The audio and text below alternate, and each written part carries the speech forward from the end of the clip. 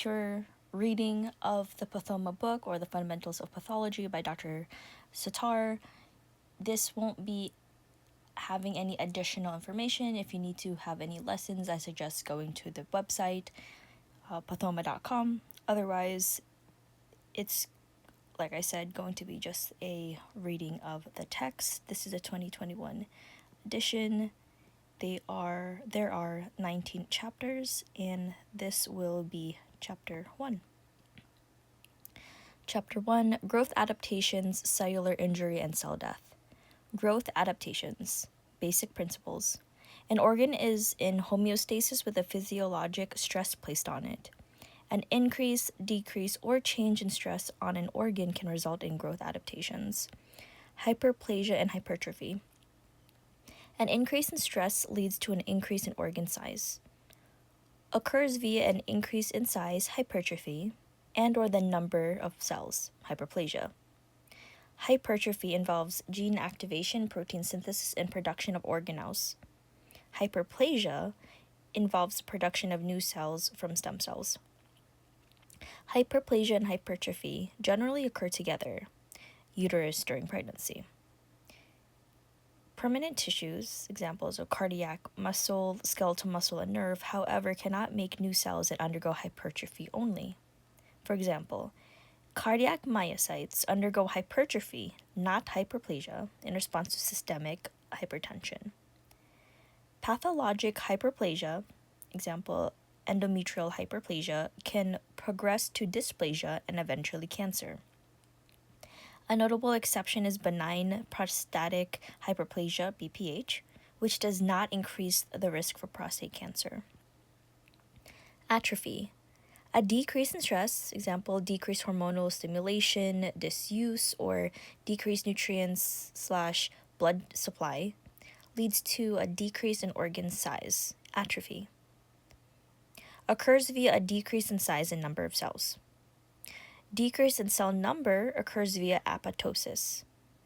Decrease in cell size occurs via ubiquitin proteasome degradation of the cytoskeleton and autophagy of cellular components.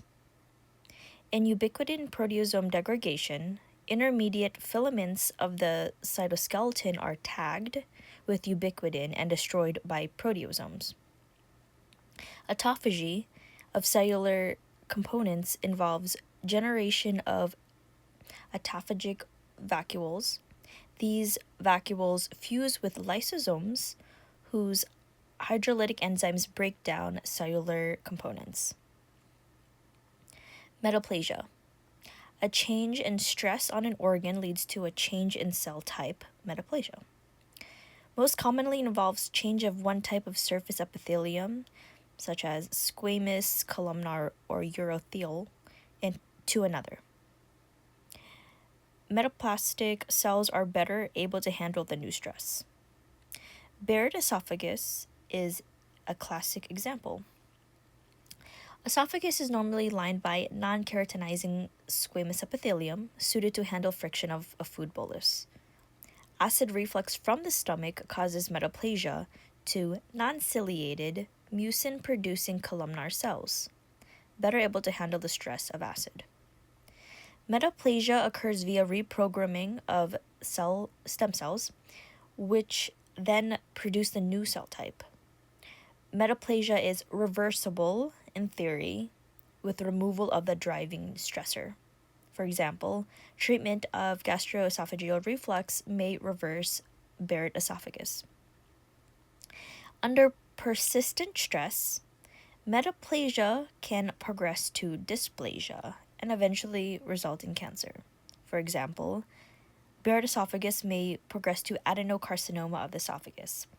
A notable exception is apocrine metaplasia of breast, which carries no increased risk for cancer. Vitamin A deficiency can also result in metaplasia. Vitamin A is necessary for differentiation of specialized epithelial surfaces, such as the conjunctiva covering the eye. Vitamin A deficiency, the thin squamous lining of the conjunctiva, undergoes metaplasia into stratified keratinizing squamous epithelium. This change is called keratomalacia. Mesenchymal or connective tissues can also undergo metaplasia. A classic example is myositis ossificans, in which connective tissue within muscle changes to bone during healing after trauma. Dysplasia, disordered cellular growth, most often refers to proliferation of precancerous cells. For example, cervical intraepithelial neoplasia, or CIN, represents dysplasia and is a precursor to cervical cancer. Often arises from long-standing pathologic hyperplasia, example, endometrial hyperplasia, or metaplasia, example, Barrett esophagus. Dysplasia is reversible in theory with alleviation of inciting stress. If stress persists, dysplasia progresses to carcinoma, irreversible. Aplasia and hypoplasia.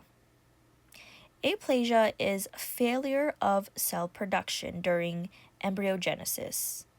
Example, unilateral renal agenesis. Hypoplasia is a decrease in cell production during embryogenesis, resulting in a relatively small organ. Example, streak ovary in Turner syndrome. Cellular injury. Basic principles. Cellular injury occurs when a stress exceeds the cell's ability to adapt. The likelihood of injury depends on the type of stress, its severity, and the type of cell affected. Neurons are highly susceptible to ischemic injury, whereas skeletal muscle is relatively more resistant. Slowly developing ischemia, example renal artery atherosclerosis, results in atrophy, whereas acute ischemia, renal artery embolus, results in injury. Common causes of cellular injury include inflammation, nutritional deficiency or excess hypoxia, trauma, and or genetic mutations. So common causes of cellular injury include inflammation, nutritional deficiency or excess, hypertrophy, hypoxia, trauma, and genetic mutations. My apologies. Hypoxia. Low oxygen delivery to tissue. Important cause of cellular injury. Oxygen is the final electron acceptor in the electron transport chain of oxidative phosphorylation. Decreased oxygen impairs oxidative phosphorylation, resulting in decreased ATP production. Lack of ATP, a central energy source, leads to cellular injury. Causes of hypoxia include ischemia, hypoxemia, and decreased O2 carrying capacity of blood. Ischemia is decreased blood flow through an organ. Arises with decreased arterial perfusion, such as atherosclerosis, decreased venous drainage, example, Budd-Chiari syndrome, and shock, generalized hypotension resulting in poor tissue perfusion. Hypoxemia is a low partial pressure of oxygen in the blood. PaO2 is less than 60 millimeters of mercury, and saturation of O2 is less than 90%. Arises with high altitude, decreased barometric pressure results in decreased PaO2. Hypoventilation, increased PaCO2, results in decreased PaO2. Diffusion defect, PaO2, not able to push as much O2 into the blood to a thicker diffusion barrier. Example is interstitial pulmonary fibrosis. VQ mismatch, blood bypasses oxygenated lung. This is a circulation problem. Example, right to left shunt. Or oxygenated air cannot reach the blood, so ventilation problem. Example is atelectasis. Decreased O2 carrying capacity arises from hemoglobin loss or dysfunction. Examples include anemia, so decrease in RBC size. PaO2 is normal, saturation is also normal. Another example of the decreased O2 carrying capacity is the carbon monoxide poisoning. CO, or carbon monoxide, binds hemoglobin more avidly than oxygen. PaO2, which is normal, and CO2 is decreased. Exposures include smoke from fires and exhaust from cars or gas heaters. Classic finding is cherry red appearance of skin. Early sign of exposure is headache. Significant exposure leads to coma and death. Methemoglobinemia. Iron in heme is oxidized to Fe3+, which cannot bind PaO2, which is normal, and CO2 is decreased. Seen with oxidant stress, example sulfa and nitrate drugs, or in newborns.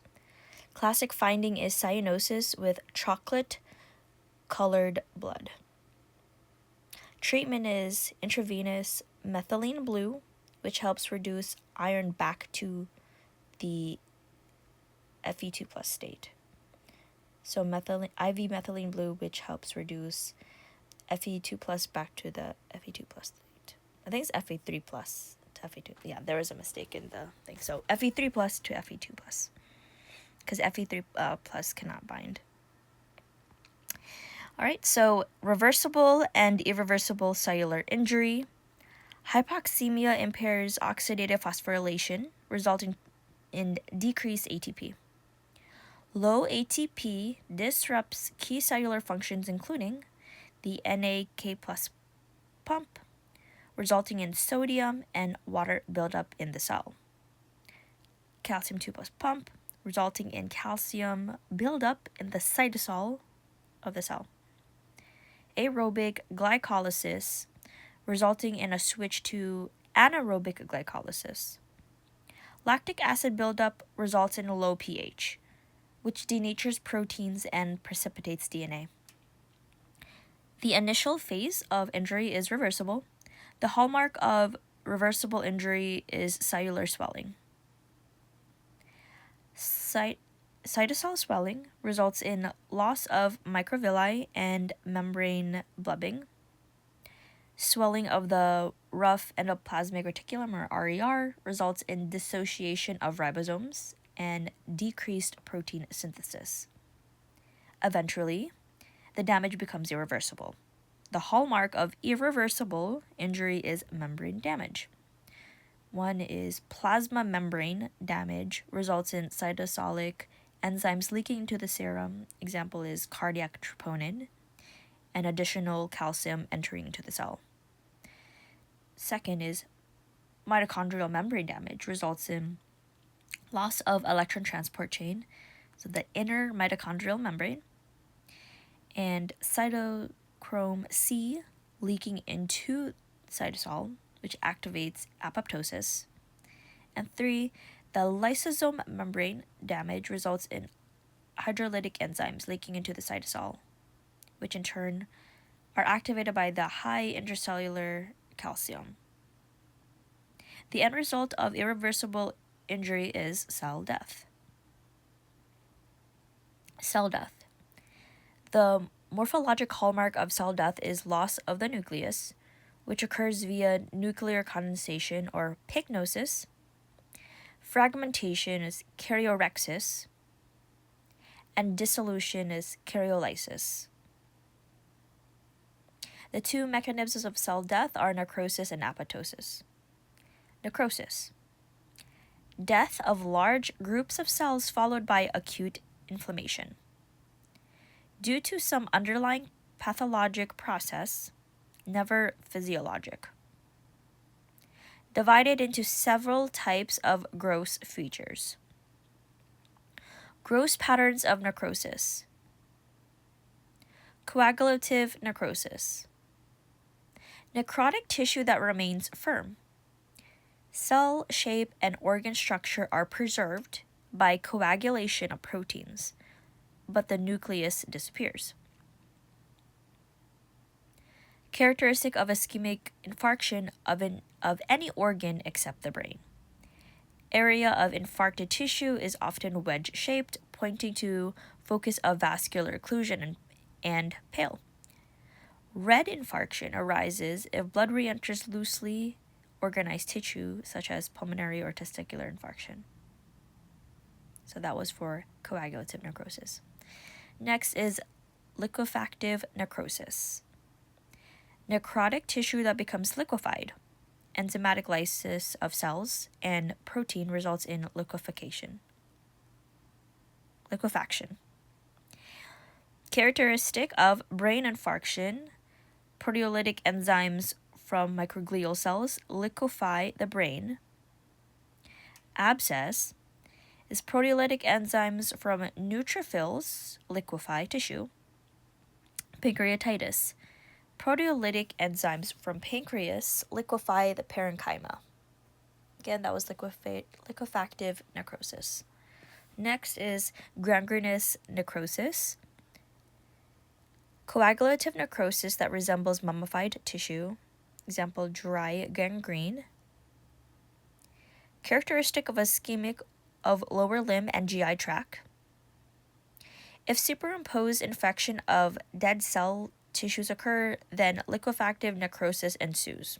Wet gangrene. Again, that was gangrenous necrosis. Next is the caseous necrosis. Soft and friable necrotic tissue with cottage cheese-like appearance. Combination of coagulative and liquefactive necrosis. Characteristic of granulomatous inflammation due to tuberculosis or fungal infection. Again, that was caseous necrosis. Next is fat necrosis. Necrotic adipose tissue with chalky white appearance due to deposition of calcium. Characteristic of trauma to fat, example breast, and pancreatitis-mediated damage of the peripancreatic fat. Fatty acids released by trauma, example to the breast, or lipase, example pancreatitis, join with calcium via a process called saponification. Saponification is an example of dystrophic calcification, in which calcium deposits on dead cells. In dystrophic calcification, the necrotic tissue acts as a nidus for calcification in the setting of normal serum calcium and phosphate. Metastatic calcification, as opposed to dystrophic calcification, occurs when high serum calcium or phosphate levels leads to calcium deposition in normal tissues. Example is hyperparathyroidism leading to nephrocalcinosis.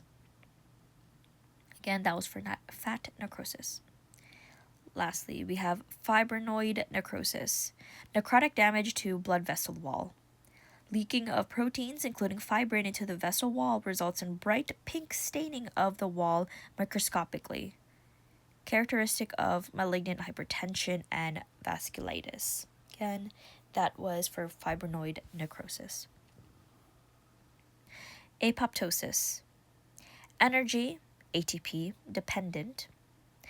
Genetically programmed cell death, including single cells or small groups of cells.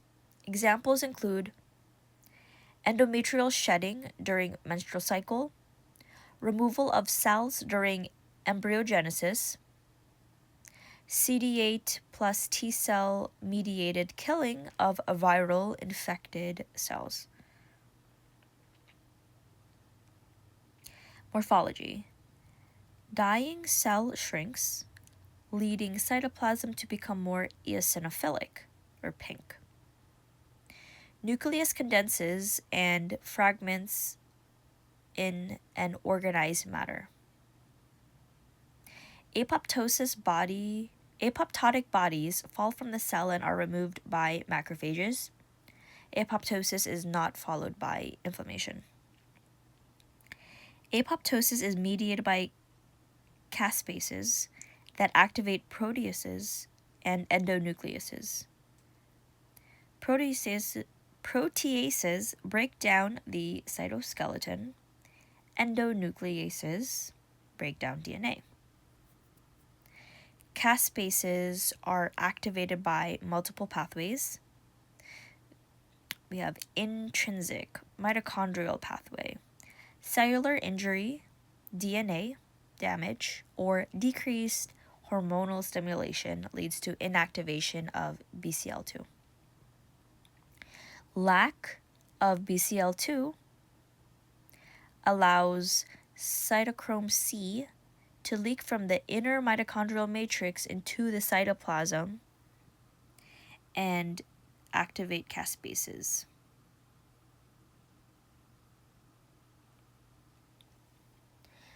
Intrinsic receptor ligand pathway.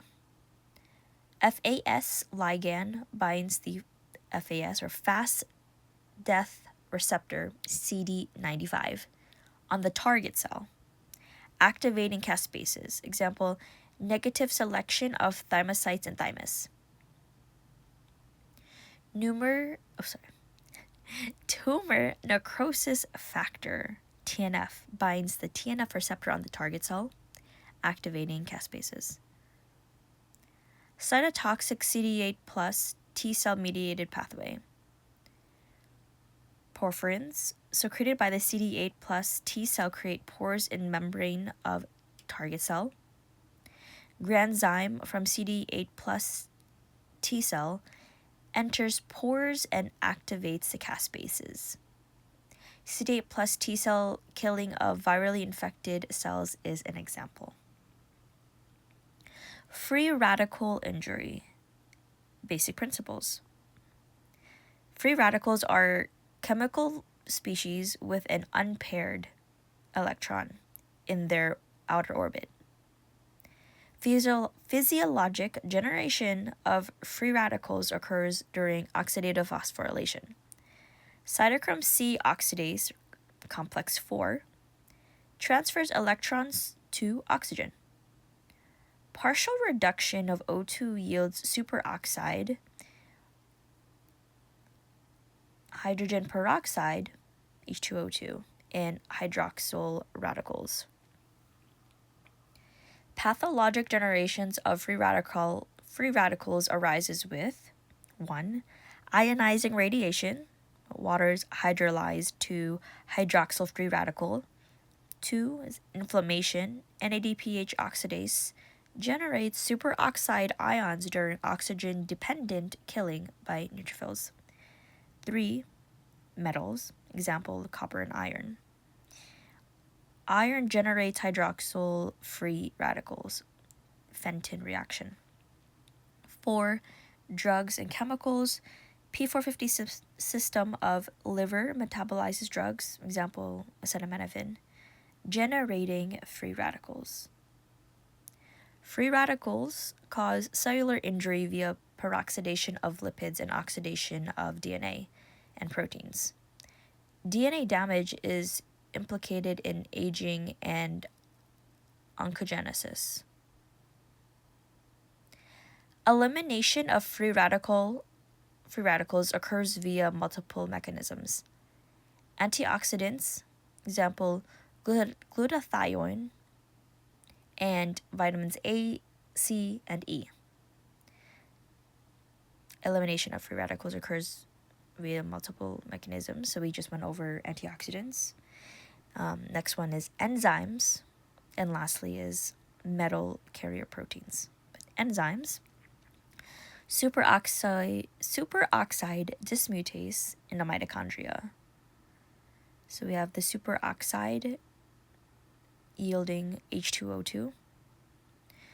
We have glutathione peroxidase in the mitochondria. So we have 2 GSH plus the free radical yielding the GSSG and water. So that's the oxidized version versus the reduced version is GSH, and then oxidized is GSSG. And we have the catalase, which is in the peroxisomes. We have H2O2, and it yields to O2 in the water. So the catalase is the H2O2 yielding the superoxide and water. And then metal carrier proteins is example of the transferrin and the ceruloplasmin. Examples of free radical injury, we have carbon tetrachloride or CCl4, organic solvent used in dry cleaning industry, converted to CCl3 free radical by P450 system of hepatocytes. Results in cell injury with swelling of RER. Consequently, ribosomes detach, impairing protein synthesis. Decreased apolipoproteins lead to fatty change in the liver.